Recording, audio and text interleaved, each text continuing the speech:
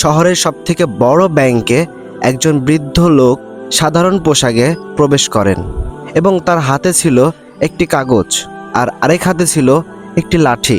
তাকে দেখতে একদম গ্রামের সাধারণ মানুষের মতো লাগছিলেন। ব্যাংকের ভেতরে প্রবেশ করতেই ব্যাংকের ভেতরে থাকা সকল লোকজন তার দিকে অবাক হয়ে তাকিয়ে রইল এবং সেই বৃদ্ধ লোকটি আস্তে আস্তে কাউন্টারের দিকে আগাতে থাকলেন এবং কাউন্টারে একজন ব্যাংক কর্মকর্তা বসেছিলেন। তার কাছে বৃদ্ধ লোকটি যায় এবং তাকে বলে, মা দেখো তো, আমার অ্যাকাউন্টে মনে হয় কোনো গোলমাল হয়েছে, ঠিকমতো কাজ করছে না, তুমি একটু চেক করে দেখো তো।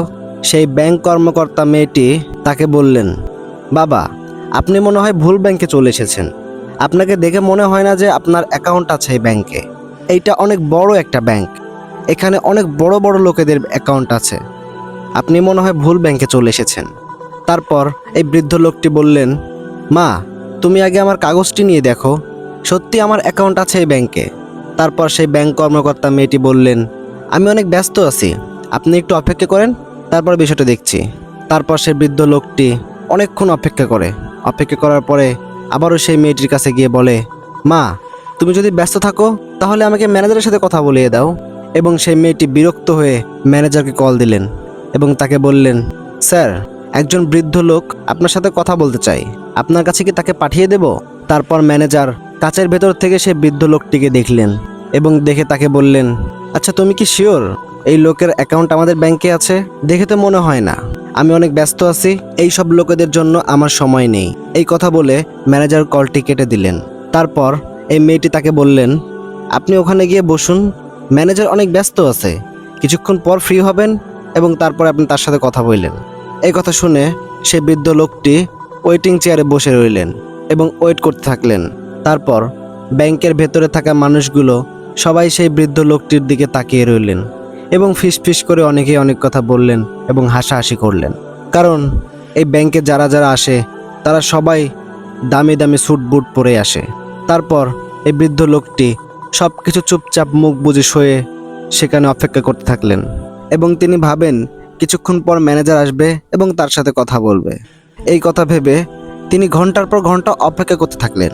তারপর সেই ব্যাংকের একজন কর্মকর্তা নাম মাইনুল, সে ছোট একটা পদে চাকরি করত এবং সে বাইরে গিয়েছিল এবং সে বাইরে থেকে আসার পথে তিনি দেখতে পায় সেই বৃদ্ধ লোকটি সেখানে বসে আছে এবং তাকে নিয়ে ব্যাংকের সবাই নানান ধরনের কথা বলছে। তার এসব শুনে খুবই খারাপ লাগলো এবং সে এই বৃদ্ধ লোকের কাছে গিয়ে বললেন, বাবা কি হয়েছে আপনার কোনো সমস্যা? তখন সেই বৃদ্ধ লোকটি বলল, হ্যাঁ বাবা, আমার একটু ম্যানেজারের সাথে কাজ আছে, আমি তার সাথে দেখা করতে চাই, অনেকক্ষণ ধরে অপেক্ষা করছি আমি তার জন্য। এই কথা শুনে মাইনুল বলল, আচ্ছা বাবা আপনি একটু অপেক্ষা করেন, আমি ভেতরে গিয়ে ম্যানেজারের সাথে কথা বলে আমি আবার ফিরে আসছি। এই কথা বলে মাইনুল ভেতরে চলে যায় এবং মাইনুল সরাসরি ম্যানেজারের কেবিনে চলে যায় এবং ম্যানেজারকে বিষয়টা বলে। ম্যানেজার ইতিমধ্যে আগে থেকেই জানতো, তাই ম্যানেজার বললেন, হ্যাঁ আমি জানি, আমি তাকে ওখানে বসিয়েছি, কিছুক্ষণ বসে থেকে চলে যাবে, তোমার এইসব নিয়ে ভাবতে হবে না, তুমি তোমার কাজ করো। এবং তারপর ম্যানেজার তাকে অন্য একটি কাজ দিয়ে দেয় এবং মাইনুল তার কাজে ব্যস্ত হয়ে পড়ে।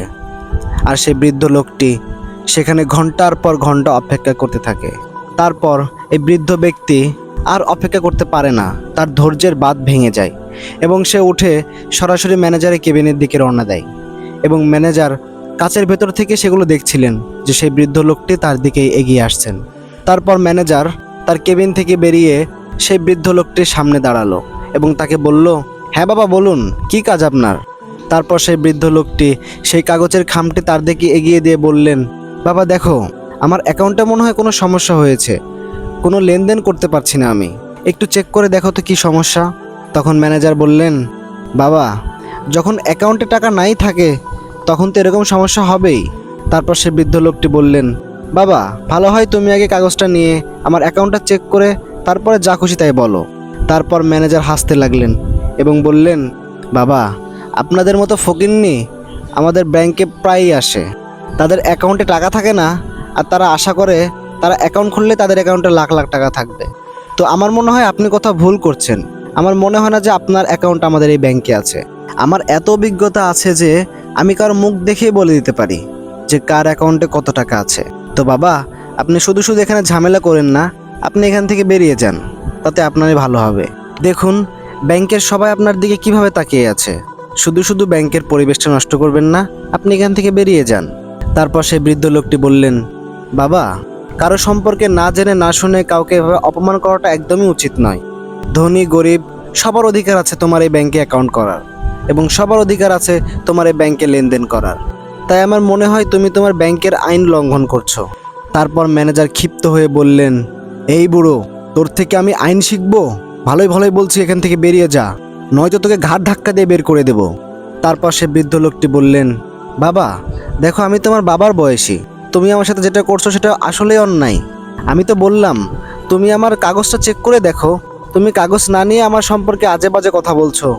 তারপর সেই ম্যানেজার আরও ক্ষিপ্ত হয়ে যান এবং সে বৃদ্ধ লোকটিকে জোরে একটা চড় মারেন, আর চড়টি এত জোরে ছিল যে বৃদ্ধ লোকটি ঘুরে মাটিতে পড়ে যান এবং চারিদিকে সবাই হা করে তাকিয়ে রইলেন। সবার সামনে এই বৃদ্ধ লোকটিকে খুবই বাজেভাবে অপমান করা হয়েছে। তারপরে সেই বৃদ্ধ লোকটি মাটি থেকে উঠে কাগজটি তার হাতে দিয়ে বললেন, বাবা তুমি সময় করে কাগজের বিবরণটি দেখে নিও। এই কথা বলে বৃদ্ধ লোকটি সেখান থেকে বেরিয়ে যান। তারপর ম্যানেজার হাসতে হাসতে কাগজটি তার টেবিলে রেখে দিলেন এবং বললেন, যাই না কোথা থেকে এসব চলে আসে, যাও যাও যাও, সবাই সবার কাজ করো, যাও। তারপরে সবাই সবার কাজে বিজি হয়ে গেল।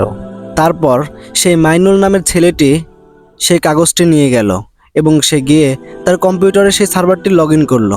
লগ ইন করার পরে সে যা দেখতে পেল তা দেখে তার মাথা পুরো ঘুরে গেল। সে পুরনো রেকর্ড চেক করে দেখলো যে বৃদ্ধ লোকটি এসেছিল সে কোনো সাধারণ লোক নয়, সে ধরতে গেলে এই ব্যাংকের মালিকই, কারণ এই ব্যাংকের 60% শেয়ার তার কাছে ছিল। সে এই সব কিছু দেখে সে অবাক হয়ে গেল এবং তার একটা রিপোর্ট বের করলো এবং সেই রিপোর্টটি ম্যানেজারের কাছে নিয়ে গেল। আর ম্যানেজার তখন একজন গ্রাহকের সাথে কথা বলছিলেন, খুবই বিজি ছিলেন।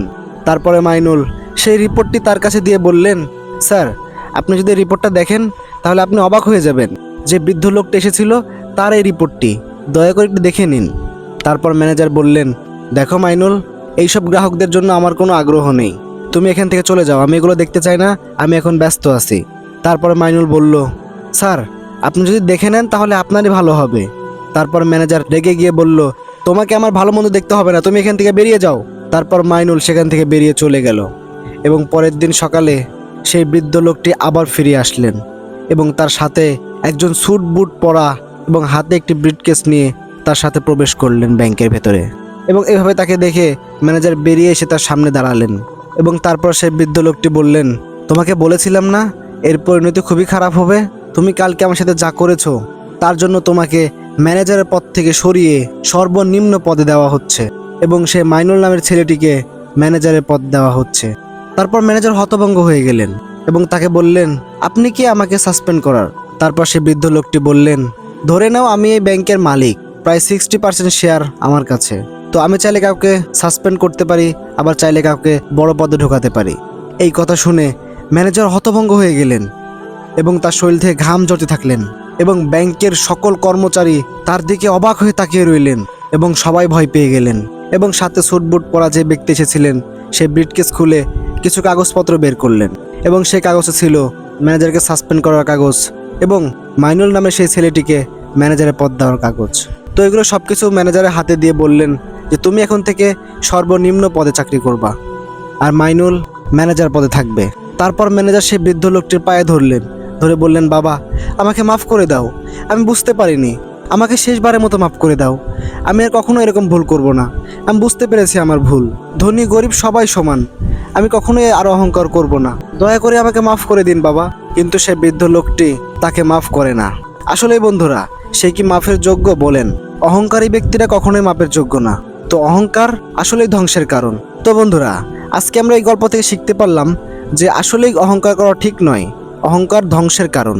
ধনী গরিব সবাই সমান, আমাদের সবার শরীরের রক্ত মাংস একই, তাই অহংকার করা ঠিক না।